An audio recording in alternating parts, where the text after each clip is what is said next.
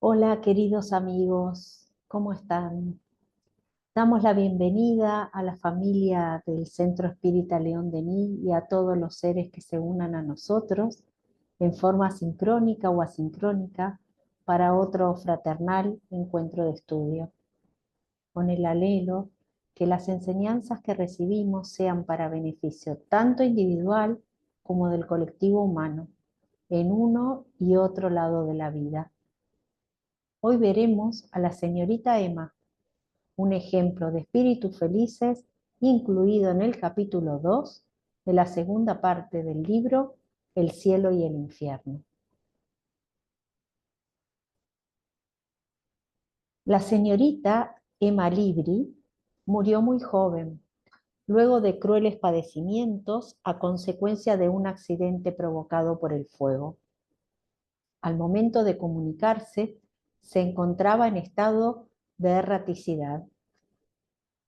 En este estudio tomaremos el símbolo del librito para indicar que estamos acudiendo al significado de una palabra o concepto de acuerdo a la doctrina espírita. Si además recurriéramos a otras acepciones, revelaremos su fuente y veremos la diferencia de haberla con lo que nos dicen los textos de Allan Kardec. Veamos entonces el vocablo erraticidad de la diapositiva anterior, a la vez que anticipamos uno presente en la próxima, que es evocar. Erraticidad es el estado de un espíritu errante no encarnado durante los intervalos de sus diversas existencias corporales. Las siguientes dos palabras suenan parecido, pero no son sinónimos. Es evocar e invocar. Las repasaremos muy brevemente, dado que las hemos estudiado en clases anteriores y se encuentran disponibles tanto en los vídeos de nuestras aulas como, por supuesto, en los libros de la codificación. Evocar es la acción de llamar a un espíritu superior o inferior para que manifieste su presencia. Invocar es llamar en sí o en nuestra ayuda a un poder superior o sobrenatural, a seres que suponemos lo bastante elevados como para asistirnos. Por ejemplo, invocamos a Dios mediante la oración. La invocación está en el pensamiento y el ser al que invocamos nos escucha. La evocación está en el acto y el ser evocado sale del lugar en que se encontraba para venir a nosotros y manifestar su presencia. En la Sociedad Espírita de París, alguien se propuso solicitar que la señorita Emma fuera evocada, es decir, llamada para que se manifieste. Pero ella se presentó espontáneamente en dos oportunidades poco tiempo después de su muerte. El 30 de julio de 1863 en el Centro Espírita del Havre, en Francia, y el 31 de julio de 1863 en la Sociedad Espírita de París, también en Francia.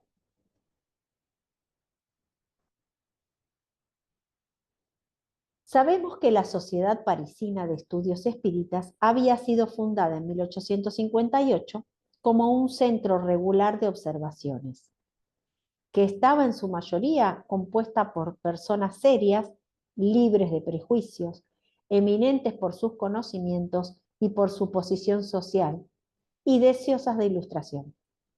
Pero ¿dentro de qué entorno sociocultural ocurrían las reuniones espíritas en dicha sociedad? Veamos algunas citas de lo que nos cuenta la historia. En gobierno y política,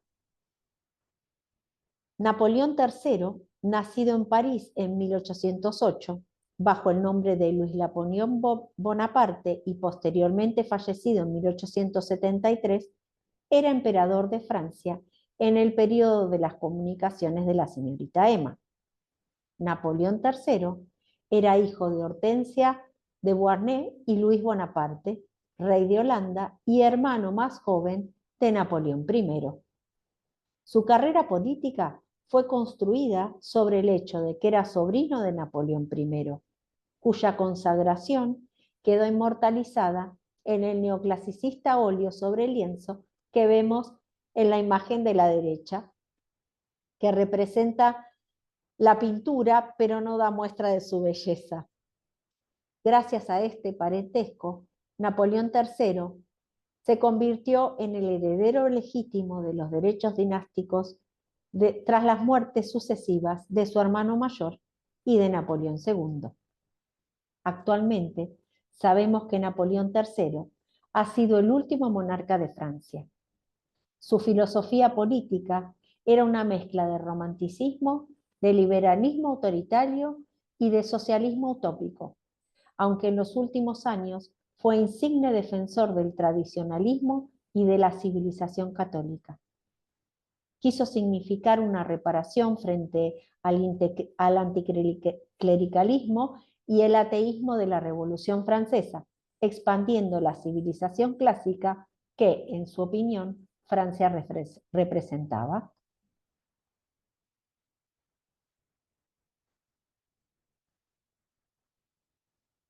En arquitectura, urbanismo y arte,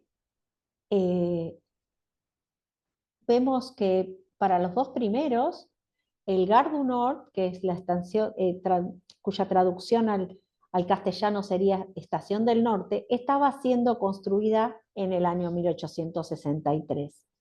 Dicha construcción, con estilo neoclásico, se llevó a cabo desde 1861 a 1865, luego que se demoliera la estación anterior en 1860.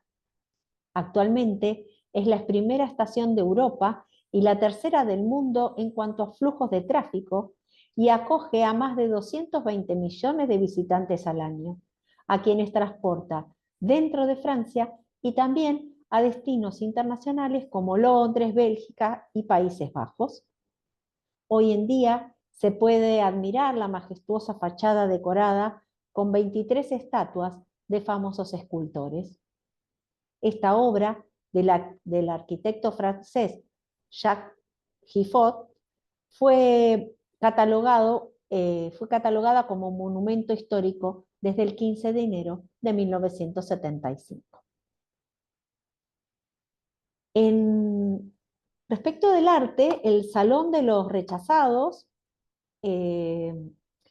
Salón de Refusés, es una muestra que incide de manera decisiva en dos de los mayores acontecimientos de la historia del arte: el nacimiento del impresionismo y la llegada de la modernidad. En el siglo XIX, y ya desde el siglo anterior, los artistas que en París aspiran a una carrera promisoria necesitan ser elegidos para mostrar su obra en el Salón de París. La posibilidad de ser seleccionado para esta exposición anual, organizada por la Academia Francesa, iba decreciendo a medida que aumentaba la importancia de la muestra, en la que no se exponía ninguna obra que se saliera del convencionalismo académico. En 1863 se rechazan más artistas que nunca, generando una protesta tan ruidosa que obliga al emperador Napoleón III a decretar que los artistas rechazados podrían exponer sus obras en el salón contiguo al oficial, para ser juzgados por el público y por la crítica. Es en ese salón contiguo donde los llamados rechazados, escandalizando a unos y entusiasmando a otros, empiezan a escribir un nuevo capítulo de la historia. El cuadro más importante y controversial de todos es el que vemos en la ilustración: Almuerzo sobre hierba, de Edouard Manet, y disculpen mi francés. Esta pintura ha sido considerada por algunos especialistas como el primer cuadro de la modernidad, aunque aún no se logra un consenso para definir cuándo empieza la modernidad. Y no solo rompe con cualquier tradición pictórica, sino que su realismo no es un desnudo, sino una mujer desnuda. El tratamiento de la luz en la naturaleza y la pincelada rápida que da a la obra un cierto aspecto de inacabada, deslumbran y llenan de entusiasmo a los jóvenes Monet, Renoir y Basile. Un entusiasmo que se convertirá en el impresionismo. Pasamos ahora a sociedad, ciencia y literatura y vemos la divulgación científica que en el siglo XIX aparece un nuevo tipo, nos muestra un nuevo tipo como justamente como una muestra de la fe que la sociedad tenía en el hombre y en el progreso a través del desarrollo científico, dado que la sociedad percibe los avances científicos como un claro signo de progreso. Se presenta al astrónomo francés Camille Flammarion como paradigma de la divulgación científica en la Francia de la época. También Julio Verne intentaba despertar el interés por la ciencia, divulgando nuevos conocimientos a través de novelas en forma de viajes o expediciones fantásticas, con el objetivo de formar a los jóvenes.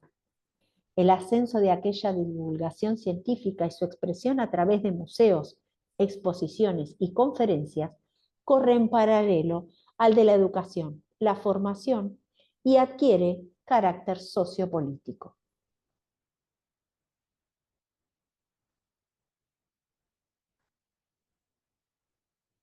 Vamos a ver el contexto mundial y como en los libros de Julio Verne, hagamos un viaje imaginario y lleguemos a Sudamérica. Allí, los infantes países Argentina, Brasil y Uruguay por entonces se enfrentaban contra su vecino Paraguay. Los promotores locales de la contienda proclamaban objetivos de unificación nacional y defensa del territorio. Sin embargo, este conflicto bélico sucedido entre 1865 y 1870 se hallaba ligado de algún terrorífico modo con un país del viejo continente, dado que respondía a los intereses británicos de acabar con un modelo autónomo de desarrollo como el paraguayo. ¿Y cuáles eran las bases de ese modelo autónomo? Paraguay había logrado adquirir astilleros, fábricas metalúrgicas, ferrocarriles, líneas telegráficas y una especie de monopolio de la comercialización en el exterior de sus dos principales productos, la yerba y el tabaco. Además de ser la única nación latinoamericana que no tenía deuda externa porque le bastaban sus recursos. Con todo esto, podía devenir en un mal ejemplo para el resto de América Latina. Y se sospecha que esto ha sido el principal interés británico sobre la contienda. Si bien las guerras son causa de incalculables crueldad, dolor, muerte, miseria y destrucción, pueden ser una oportunidad de bregar por la paz. Así fue para las provincias argentinas como Mendoza, San Juan, La Rioja, San Luis, Catamarca, donde valientes caudillos llamaban a la no participación en la impopular guerra.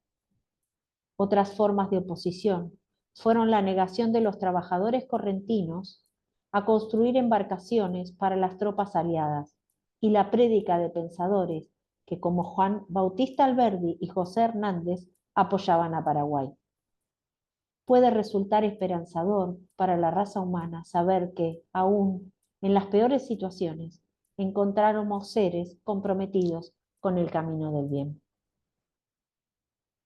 Y ya que citamos a José Hernández, no podemos obviar su aporte cultural de entonces, dado que se encontraba al nacer la obra literaria ejemplar del género gauchesco, El Martín Fierro, escrita por este poeta argentino en 1872, que consta de 2.316 versos y 13 cantos.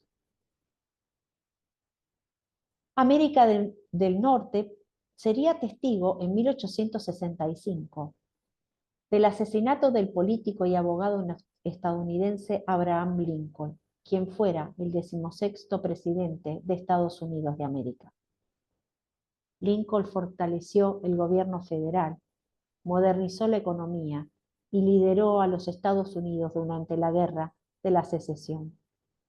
Al mismo tiempo, preservó la unión, un término utilizado para referirse al bando formado por los estados del norte y al gobierno nacional de Lincoln, conformado por 25 estados partidarios de abolir la esclavitud. La Unión encontró oposición en 11 estados esclavistas del sur. Aún así, Abraham Lincoln, mediante la proclamación de la emancipación, el 1 de enero de 1863, cambió el estatus legal federal de más de 3,5 millones de afroamericanos esclavizados en las áreas designadas del sur, de esclavo a libre, aboliendo así una de las grandes aberraciones de la humanidad, la esclavitud. Dejemos a la joven América y sigamos viajando por el viejo mundo. Vayamos ahora hasta África y observemos su mapa. En aquella época, el 10% del continente se hallaba bajo el control europeo formal. A posteriori, comenzó el reparto de África y esta cifra aumentó a casi el 90% en 1914, siendo Etiopía el único país africano que nunca ha sido colonizado.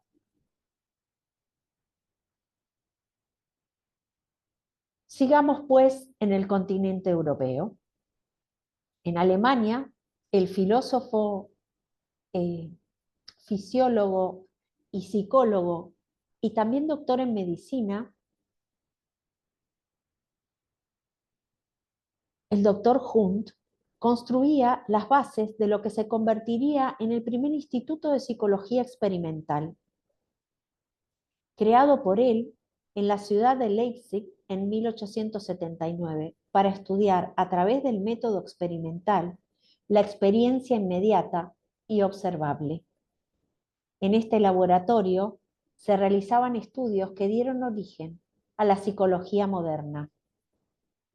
Por aquellos años, el italiano Antonio Meucci ya había construido en 1854 su primer prototipo del teléfono, un dispositivo de telecomunicación creado para transmitir señales acústicas a distancia por medio de señales eléctricas. Si bien fue inventado por él, no formalizó su patente por dificultades económicas, presentando solo una breve descripción de su invento en la Oficina de Patentes de Estados Unidos en el año 1871.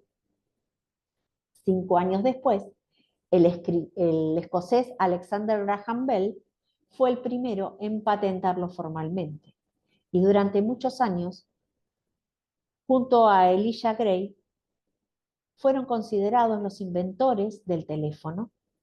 Recién en el año 2002, el Congreso de los Estados Unidos de América aprobó la resolución 269, en la que se reconoce que el verdadero inventor del teléfono fue Antonio Meucci, que lo llamó teletrófono.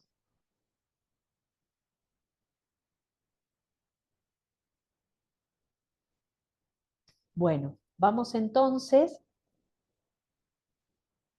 a volver a la comunicación de la señorita Emma. Eh, Aunque podríamos seguir en este viaje imaginario por nuestro bello planeta, durante el siglo XIX habrán visto que no solo hablamos del año 1863, sino que hicimos una breve pasada por las décadas anterior y posterior, porque con el objetivo de ubicarnos en una época y no un año en concreto. Pues bien, podríamos seguir en este viaje hasta culminar este encuentro, perdón. Pero a fin de ser consecuentes con nuestro objeto de estudio, les propongo que regresemos a París y detengamos nuestra excursión ficticia en las comunicaciones de la señorita Emma, en el orden en que se presentan en el libro El cielo y el infierno, que no es el cronológico. Vamos entonces a la Sociedad Espírita de París, un 31 de julio de 1863. Momento en el cual la señorita Emma se presenta y dice: aquí estoy una vez más en el escenario del mundo. Yo que me consideraba sepultada para siempre con mi velo de inocencia y juventud. Apoyada en mi fe católica, pensé que el fuego de la tierra me libraría del fuego del infierno, y si bien no me atrevía a vislumbrar los resplandores del paraíso, mi alma trémula se refugiaba en la expiación del purgatorio, mientras oraba, sufría y lloraba. Pero ¿quién le daba ánimo a mi ¿Pero quién le daba a mi ánimo abatido la fortaleza para soportar la angustia? ¿Quién, en las largas noches de insomnio y de fiebre dolorosa, se inclinaba sobre el lecho de mi martirio? ¿Quién me refrescaba los labios resecos? Eras vos, mi ángel de la guarda, cuya blanca aureola me rodeaba. También erais vosotros, espíritus queridos y amigos, que veníais a murmurar en mi oído palabras de esperanza y de amor. Las llamas que consumieron mi pobre cuerpo me liberaron también de sus cadenas. Así morí mientras vivía ya la verdadera vida. No conocí la turbación y penetré serena y absorta en el día radioso que envuelve a aquellos que, después de haber sufrido intensamente, supieron esperar un poco. Mi madre, mi querida madre, fue la última vibración terrenal que repercutió en mi alma. ¿Cómo me complacería que ella fuese espírita? Me he despedido de la tierra como un fruto maduro que se separa del árbol antes de tiempo. Yo apenas había sido tocada por el demonio del orgullo, que hiere a las almas desdichadas, arrastradas por los éxitos embriagadores y deslumbrantes de la juventud. Bendigo, pues, el fuego, bendigo el sufrimiento, bendigo la prueba, que no era otra cosa que una expiación. Semejantes a esas blancas y leves nubecillas del otoño, fluctúan el torrente luminoso, y ya no son más las estrellas de diamante las que refulgen en mi frente, sino las estrellas de oro del buen Dios. Y firma Emma.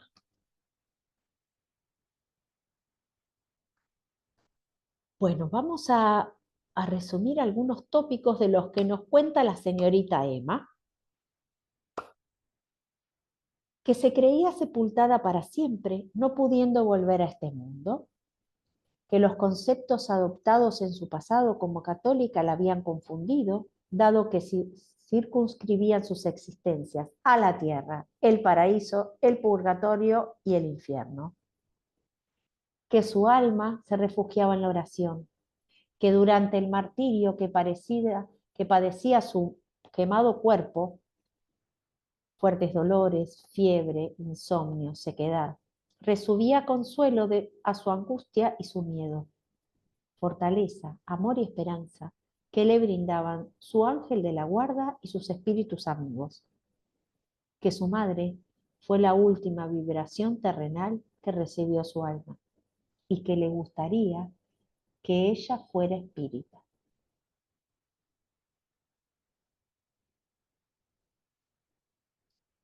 La señorita Emma ha expresado su deseo, pero no ha detallado las razones por las cuales le hubiera gustado que su querida madre fuera espírita. Pensando en ello, recurrimos a la posterior Revista Espírita de 1868, donde se publicaron algunas valiosas razones que pudieron no solo ser parte de la señorita Emma, sino también de cada uno de nosotros. Creer en un Dios todopoderoso, soberanamente justo y bueno, creer en el alma y en su inmortalidad, creer en la preexistencia del alma como única justificación del presente, en la pluralidad de las existencias como medio de expiación, de reparación y de progreso intelectual y moral.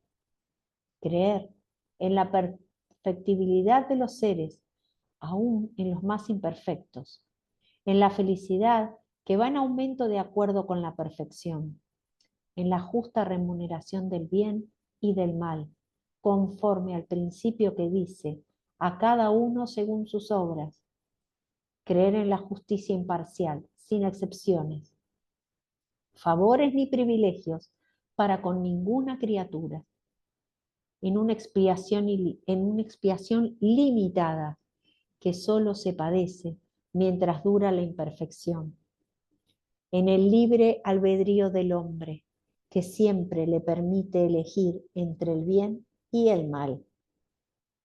Creer en la continuidad de las relaciones entre el mundo visible y el mundo invisible, en la solidaridad que religa a todos los seres, pasados, presentes y futuros, encarnados y desencarnados. Considerar que la vida terrestre es transitoria y que constituye una de las fases de la vida del espíritu, que es eterna. Aceptar con coraje las pruebas, con miras a un porvenir más dichoso que el presente. Practicar la caridad en pensamientos, palabras y acciones, en la más amplia acepción del término.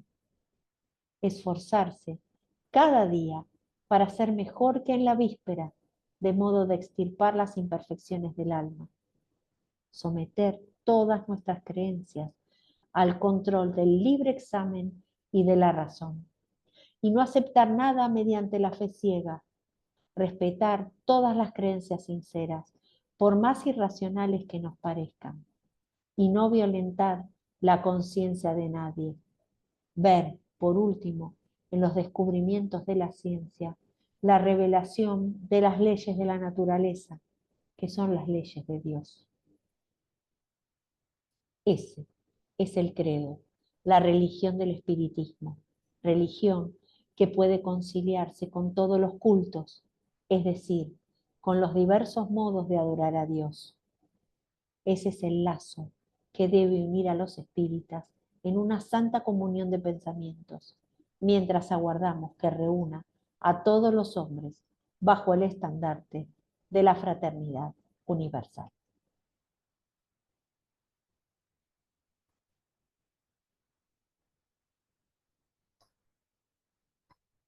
Seguimos buscando posibles argumentos para que la señorita Emma tuviera ese anhelo para con su mamá.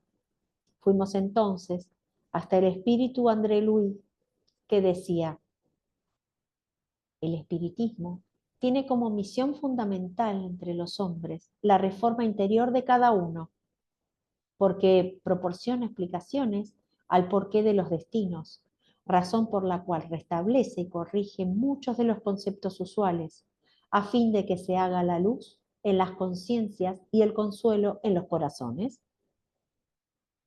Del mismo modo que Jesús no vino a destruir la ley, sino a cumplirla, la doctrina espírita no vino a desmentir las enseñanzas del Señor, sino a desarrollarlas, completarlas y explicarlas en términos claros a todos por igual, cuando han sido expresadas mediante formas alegóricas. En rigor, la verdad puede estar lejos de las palabras con las que aspiramos a traducirla. Renueva entonces las expresiones de tu pensamiento y tu vida habrá de renovarse por completo mediante las faenas de cada hora.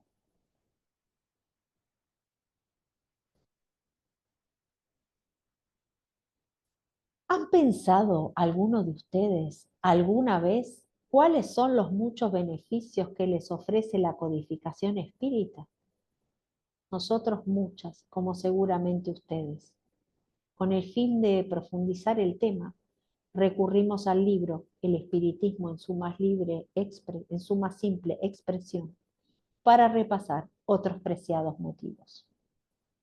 En calidad de la existencia, el espiritismo alivia la amargura de los pesares de la vida, calma la desesperación y las inquietudes del alma, disipa la incertidumbre o el terror acerca del porvenir, aleja la idea de abreviar la vida mediante el suicidio. Por eso mismo, hace dichosos a los que se compenetran con él. Desde el punto de vista de las religiones, el espiritismo se basa en las verdades fundamentales de todas las religiones: Dios, el alma, la inmortalidad, las penas y las recompensas futuras. Con todo, es independiente de cualquier culto en particular.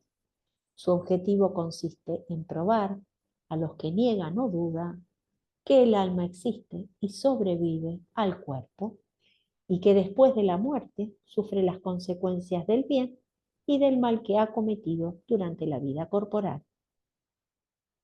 En calidad de creencia en los espíritus, el espiritismo se encuentra también en todas las religiones, así como en todos los pueblos, porque donde quiera que haya hombres hay almas o espíritus, y porque estos se han manifestado en todas las épocas.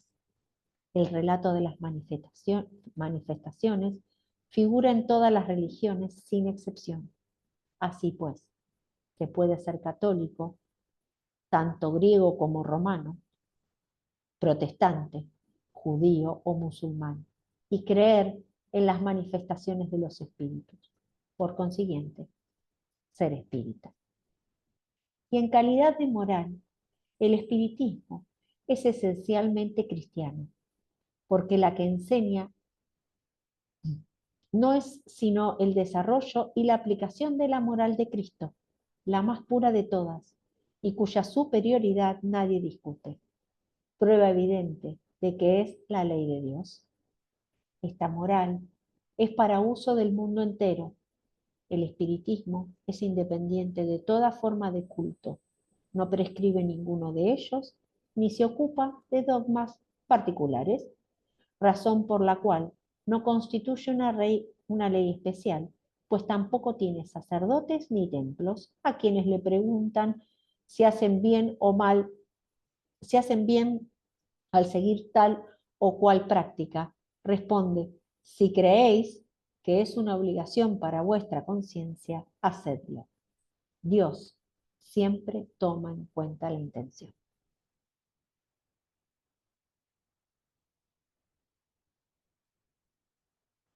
También hemos acudido a la grandeza y sabiduría del Evangelio según el Espiritismo, que nos dice así: Jesús, al adaptar su enseñanza al estado en que se hallaban los hombres de su época, no creyó conveniente brindarles una luz completa, que los habría deslumbrado en vez de iluminarlos, pues no la hubieran comprendido. En cierto modo, se limitó a enunciar la vida futura como un principio, como una ley de la naturaleza que nadie puede eludir. Así pues, todos los cristianos creen necesariamente en la vida futura, pero la idea que muchos se forman de ella es vaga, incompleta y por lo mismo falsa en muchos aspectos. Para una importante cantidad de personas, solo es una creencia que carece de certeza absoluta. De ahí proceden las dudas e incluso la incredulidad. El espiritismo ha venido a completar en ese punto, como en muchos otros, la enseñanza de Cristo. Lo hizo cuando los hombres se han mostrado lo suficientemente maduros para comprender la verdad.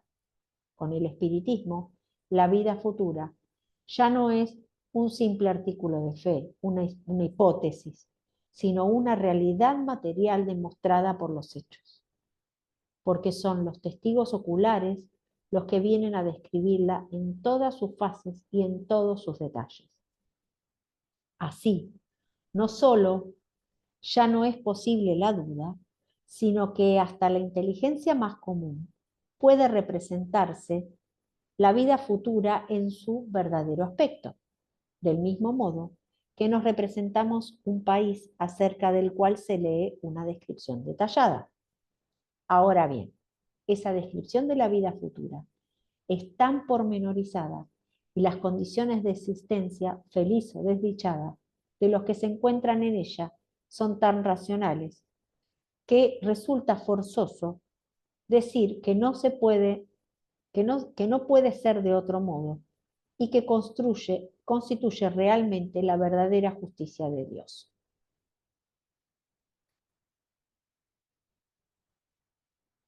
Terminada la digresión, volvamos pues a la comunicación de la señorita Emma. La señorita Emma cuenta que murió mientras ya vivía la vida espiritual, a la que llegó con la serenidad de quienes sufrieron intensamente, pero supieron esperar, que el fuego y el sufrimiento fueron una prueba, una reparación, que el mundo espiritual fluctuaba en un torrente luminoso como las suaves nubecitas de otoño, que sigue a Dios y su infinita bondad.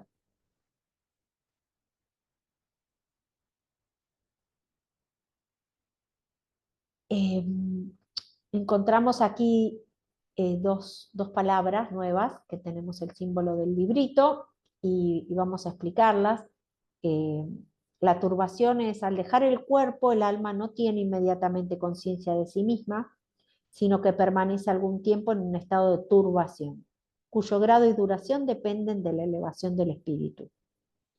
El espíritu que ya está purificado se reconoce a sí mismo casi inmediatamente, porque ya se desprendió de la materia durante la vida del cuerpo.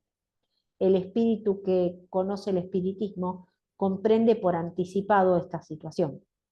No obstante, la práctica del bien y la conciencia pura ejercen la mayor influencia. El momento de la muerte puede ser confuso al principio, el alma necesita algún tiempo para reconocerse y es como salir de un profundo sueño. Para no extendernos con este tema que no es objeto de la clase en sí, dejamos la referencia en la que se puede profundizar el tema, que es la segunda parte del libro de los espíritus, capítulo 3, Turbación Espírita, ítem 163 y siguientes. La otra palabra es expiación. Según el Manual Práctico de Manifestaciones Espíritas, expiación es la pena que sufren los espíritus como punición de las faltas cometidas durante la vida corporal. La expiación como sufrimiento moral tiene lugar en el estado de erraticidad, como sufrimiento físico en el estado corpóreo. Las vicisitudes y los tormentos de la vida corporal son a la vez pruebas para un futuro y expiación del pasado. La Real Academia Española, sin embargo, nos dice que expiación es la acción y efecto de expiar, y expiar es borrar las culpas, purificarse de ellas por medio de algún sacrificio. Y son sinónimos purgar, reparar, pagar, penar, redimir, resarcir y purificarse. En lugar del vocablo expiación, podemos utilizar palabras como reparación, reequilibrio, purificación, dando cuenta del origen de las expiaciones, que pueden ser tanto prueba como causa-efecto, y el verdadero propósito por las que se nos presentan, que es corregir, reequilibrar nuestro espíritu en favor de nuestro progreso moral.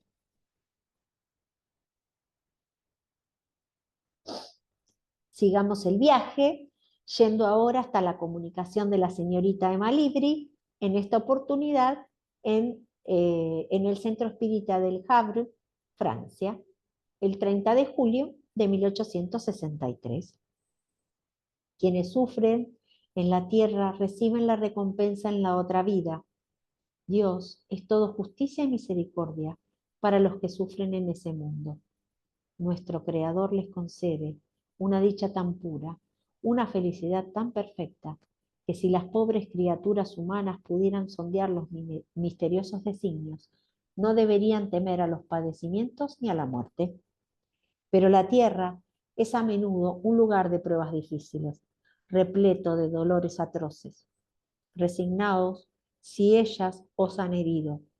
Inclinaos ante la suprema bondad del Dios Todopoderoso, si Él os sobrecarga con pesados fardos.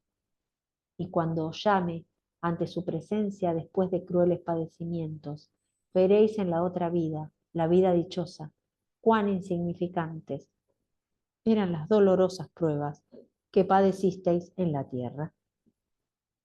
Solo entonces descubriréis la recompensa que Dios os reserva, en caso de que ni la queja ni la crítica hayan penetrado en vuestros corazones. Era muy joven todavía cuando dejé la tierra. Dios tuvo a bien perdonarme y concederme la vida de los que han respetado su voluntad. Adorad siempre a Dios, amadlo con todo vuestro corazón. Orad siempre, orad con firmeza. En eso radica vuestro amparo en la tierra, vuestra esperanza, vuestra salvación. Y firma Emma. La señorita Emma en sus comunicaciones dejó traslucir algunas cuestiones sobre los mundos material y espiritual, sus dolencias y goces.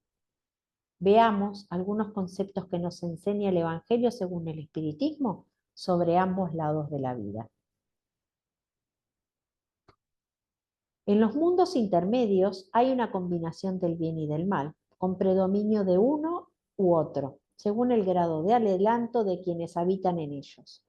Aunque no se puede hacer una clasificación absoluta de los diversos mundos, es posible, conforme a su estado y a su destino, y con base en los matices más sobresalientes, dividirlos de un modo general como sigue: mundos primitivos, destinados a las primeras encarnaciones del alma humana; mundos de expiaciones y pruebas, donde el mal predomina; mundos regeneradores, donde las almas que aún tienen que expiar adquieren nuevas fuerzas y descansan de las fatigas de la lucha; y mundos felices, donde el bien prevalece sobre el mal; mundos celestiales o divinos, la morada de los espíritus purificados, donde el bien reina por completo.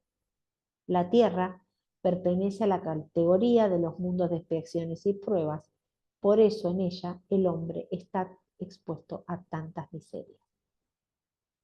Los espíritus que encarnan en un mundo no están sujetos a él indefinidamente, ni tampoco cumplen allí todas las fases del progreso que deben recorrer para llegar a la perfección. Cuando han alcanzado el grado de adelanto que ese mundo les permite, pasan a otro más adelantado, y así sucesivamente hasta que llegan al estado de espíritus puros. Esos mundos son otras tantas estaciones, en cada una de las cuales se encuentran elementos de progreso proporcionados para su adelanto. Pasar a un mundo de orden más elevado es para ellos una recompensa, del mismo modo que constituye un castigo prolongar su permanencia en un mundo desdichado, a ser relegados a otro aún más infeliz que aquel que se ven obligados a abandonar cuando se obstinan en el mal.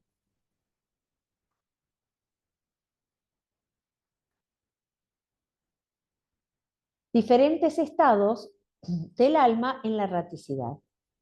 La casa del Padre es el universo. Las diferentes moradas son los mundos que giran en el espacio infinito y ofrecen a los espíritus encarnados estancias apropiadas a su adelanto. Independientemente de la diversidad de mundos, esas palabras de Jesús pueden también entenderse como una referencia al estado feliz o desdichado del espíritu en la erraticidad. Según se halle más o menos purificado y desprendido de los lazos materiales, el medio en que se encuentra, el aspecto de las cosas, las sensaciones que experimenta y las percepciones que posee, varían hasta lo infinito. Mientras que unos no pueden alejarse de la esfera en la que vivieron, otros se elevan y recorren el espacio y los mundos. Mientras que ciertos espíritus culpables andan errantes en las tinieblas, los felices gozan de una claridad resplandeciente y del sublime espectáculo de lo infinito. En fin, mientras que el malo, atormentado por remordimientos y pesares, muchas veces solo, sin consuelo, separado de los objetos de su afecto, gime bajo el peso de los padecimientos morales, el justo, reunido con los que ama, saborea las delicias de una indescriptible felicidad. También esas son otras tantas moradas, aunque no estén circunscriptas ni localizadas.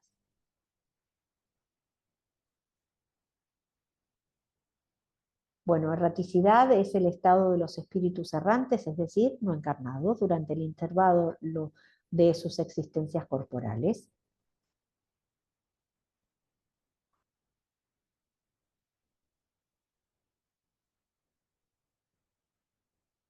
No se turbe vuestro corazón. Creéis en Dios, creed también en mí. Hay muchas moradas en la casa de mi Padre. Si así no fuera, yo os lo habría dicho, pues me voy para prepararos un lugar mejor. Perdón, pues me voy a prepararos un lugar. Y después de que me haya ido y os haya preparado un lugar, volveré y os llevaré conmigo, para que donde yo esté, también estéis vosotros.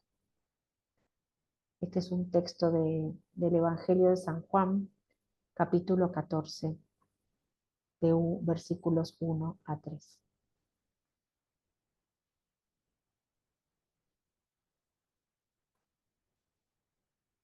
Hemos terminado el estudio de las comunicaciones de la señorita Emma.